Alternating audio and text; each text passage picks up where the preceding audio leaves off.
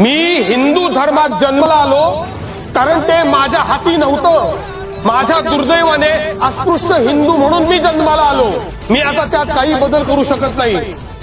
मात्र माझ्यावर होणाऱ्या अन्यायाचा विरोध करून हिंदू धर्माचा त्याग मी नक्की करू शकतो. मी जरी हिंदू म्हणून जन्माला आलो असलो तरी हिंदू म्हणून मरणार नाही.